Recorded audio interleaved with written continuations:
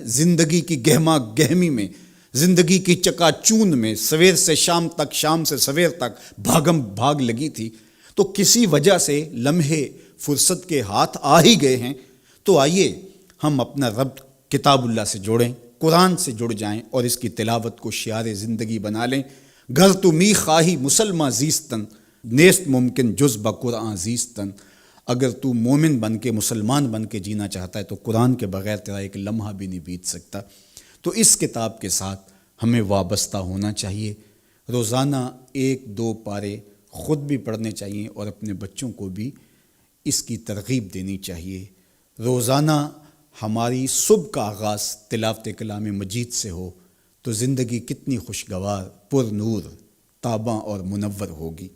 تو اس موقع پر میں مشورہ دوں گا کہ کتاب اللہ کے ساتھ جڑ جائیں اور یہ کتاب دیکھنا کہ کیسے موتی اچھال کے تمہاری گود میں ڈالتی ہے اور اللہ کی قربت کا ذریعہ ہے، ہمیں زندگی گزارنے کا اسلوب دیتی ہے اور حیات آفرین کتاب ہے۔ تو اس کے ساتھ ہمیں جڑنا چاہیے اور اس موقع سے ہمیں بھرپور فائدہ حاصل کرنا چاہیے۔ ایک بات میں یہ بھی عرض کرنا چاہوں گا کہ اس موقع پر خاص طور پہ ہمیں تھوڑا سا اپنا محاسبہ کرنے کے لیے بھی وقت مل گیا ہے۔ ہم اللہ کی معرفت حاصل کریں، اپنی زندگی کے مقصود اور مدعا کو سمجھیں کہ ہم کیوں تخلیق کیے گئے اور ہمیں فہم و فراست اور عقل و خرد سے کیوں نوازا گیا۔ تو وہ مقصد اگر ہم نے نہیں پایا تو اس موقع پہ ہمیں اپنا محاسبہ کر کے غور کرنا ہوگا اور اپنی زندگی کی راہوں کو درست کرنا ہوگا۔ اللہ کے حضور رجوع کریں، سچی توبہ کریں۔ ابھی تو ہم نے سوشل میڈیا پہ مختلف لوگوں کی موت کے رقص کو دیکھا، ہم نے الیکٹرانک میڈیا کے اوپر مختلف ممالک کی خبریں دیکھیں اور دل لرزنے لگے، اور جب اپنی آنکھوں کے سامنے ان لوگوں نے یہ مناظر دیکھے ہوں گے تو کیا عالم ان کا ہوگا اور کیا کیفیت ان پر بیتی ہوگی اور کس کرب سے، کس اذیت سے وہ گزرے ہوں گے۔ اور ہزاروں انسانوں میں سے کوئی ایک شخص آغوش موت میں اترا اور اس کی سسکیاں اور آخری لمحے اس کی تڑپ اور اس کی بے چینیاں اور اس کے خاندان کی محرومیاں اور ان کی آنکھوں سے برستے ہوئے آنسو دل لرزا دیتے ہیں۔ اور پھر آج کل تو نہ جنازے میں شامل ہو سکیں، نہ غسل اور نہ کفن نصیب ہو سکے، اور کس محرومی کا اس دنیا سے رخصت ہونا، تو انسان لرز کے رہ جاتا ہے۔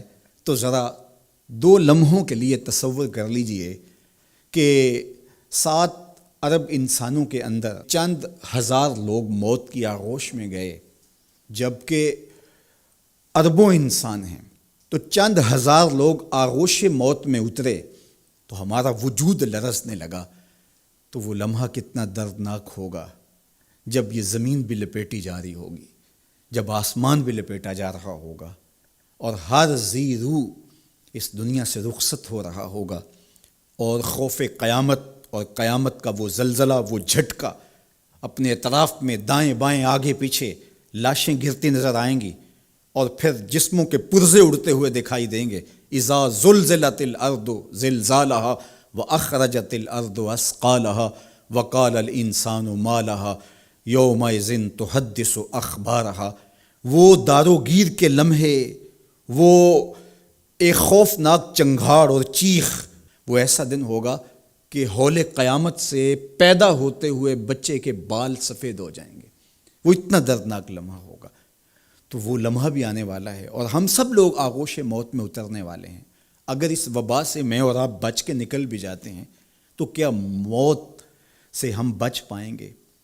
تو یہ ہمارے لیے ایک جھنجھوڑنے کا لمحہ ہے، ہمیں تنبیہ کی جا رہی ہے، یہ تازیانہ عبرت ہے ہمارے لیے، اور ہم اپنی آخرت کی بہتری کے لیے کوشش کر لیں اور دیکھیں کہ یہ لمحات زندگی کے اور یہ گھڑیاں جو آج ہمیں میسر ہیں، ایک وقت آئے گا یہ بھی میسر نہیں ہوں گی، اور اگر آج ہم نے عبرت حاصل نہ کی تو پھر سوائے ہاتھ ملنے کے کچھ نہیں ہوگا۔